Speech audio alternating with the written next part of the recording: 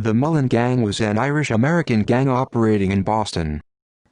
Gang members Polly McGonigal, died November 1974, was a Boston mobster and one-time leader of the Mullen Gang, a South Boston street gang involved in burglary, auto theft, and armed robbery. During the war against Donald Killeen and his brothers, McGonigal successfully led the Mullens in a string of shootings which finally ended with Killeen's murder in 1972. After a truce was arranged with Whitey Bulger and the remnants of the Killeen organization, McGonigal remained angry about Bulger's accidental murder of his fraternal twin brother, Donald McGonigal. It is believed that this was one of the reasons for his disappearance in November 1974. His body was later excavated from a shallow grave on Boston's Teanean Beach. Tommy King, died 1975, was a Boston mobster and member of the Mullens during their gang war against Donald Killeen and his lieutenants Billy O'Sullivan and James J. Bulger during the early 1970s. Following Killeen's murder in 1972, he became an associate of Bulger and the Winter Hill Gang after his alleged involvement in the death of Paul McGonigal. In 1975, he disappeared following an altercation with Bulger in a Southie watering hole. He was suspected of having been killed by hitman John Martirano. Patrick Ney was born to an Irish-speaking family in Rossmoog, Ireland in 1943. He was brought to the U.S. by his parents in 1952 and became a member of the Mullen Gang at the age of 14. He fought in several turf battles before joining the U.S. Marine Corps. He arrived in Vietnam in 1965 and saw combat at Phu Bai. After his return to South Boston in October 1966, he rejoined the Mullens and became one of their leaders in the war against the Killeen brothers. Ney arranged the truce that ended the war by arranging a sit-down in Boston's South End. After being supplanted by Bulger, he moved to Charlestown, Massachusetts and switched increasingly to smuggling arms to the Provisional IRA. He currently resides in South Boston and is the author of the memoir, A Criminal and an Irishman.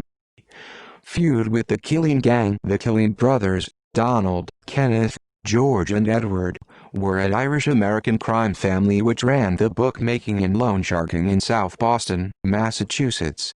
They used muscle to make collections, and to make examples of those who didn't pay in a timely fashion. The Mullens, by contrast, were a loosely organized crew of thieves. But being in Southie, it was just a matter of time before they butted heads with the Killeens. The Mullens Gang were mostly thieves who stole from the ships that brought goods into Boston Harbor and from the warehouses where they were stored. The crew was particularly talented and opportunistic, as likely to steal a truckload of Easter hams as one of televisions. They also had strength in numbers. The Boston Police Department at one time estimated there were as many as 60 members. In 1971, Donald Killeen's younger brother, Kenneth, bit off the nose of Mickey Dwyer, a member of the rival Mullen Gang, at the Transit, a local watering hole. Polly McGonigal, Francis Buddy Leonard, Thomas King, and Dennis Buddy Rush went to the Transit, the Killeen Gang's main base of operations, looking to confront the Killeens who had already left the bar. The presence of the Mullens at the Killeens' headquarters was viewed as a direct challenge by Donald Killeen. A gangland war soon resulted, leading to a string of slayings throughout Boston and the surrounding suburbs. Several weeks following the Transit incident, Killeen enforcers Billy O'Sullivan and Whitey Bulger encountered Mullen member Buddy Roach, brother of future police commissioner Francis Mickey Roach, in a bar on Broadway in South Boston. After a heated argument, Roach was shot and left paralyzed for life.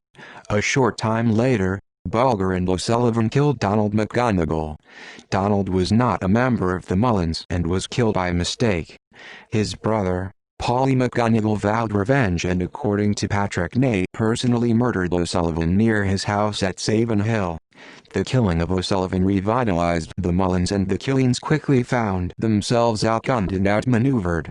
On May 13, 1972, South Boston mob boss Donald Killeen was shot to death by Mullen gang enforcer Jimmy Manville outside his home in suburban Framingham, Massachusetts. The leadership of the Killeen faction then devolved on Bulger, who was in hiding on Cape Cod. Rather than murdering Bulger as some Mullens, including Polly McGonigal, desired, Patrick Ney arranged for their dispute to be mediated by Howie Winter, the godfather of the Irish-American Winter Hill Gang of Somerville, and Joe Russo of the patriarchal crime family. After a sit-down at Chandler's Restaurant in the South End, Boston, the two gangs joined forces with Winter as overall boss. By 1973, Bulger was in control of the rackets in South Boston. He began to use his influence to remove opposition by persuading Winter to sanction the murders of those rivals whom he viewed as having stepped out of line. These included former Mullen Spike O'Toole and Polly McGonigal, who was murdered by Bulger and buried in a shallow grave in Boston's Teanean Beach. It is also alleged that Bulger had direct involvement in the murders of Eddie Connors in January 1975 and Mullen's Tommy King and Buddy Leonard in November 1975. Further reading English, T.J. Paddy Wecht, The Untold Story of the Irish-American Gangster. New York, HarperCollins, 2005. ISBN 0-06-0590002-5. Lair, Dick and Gerard O'Neill. Black Mass, The Irish Mob, The Boston FBI and the Devil's Deal. New York, Public Affairs, 2000.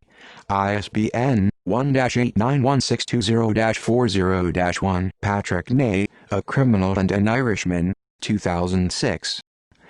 See also Charlestown Mob, Boston Irish Gang War.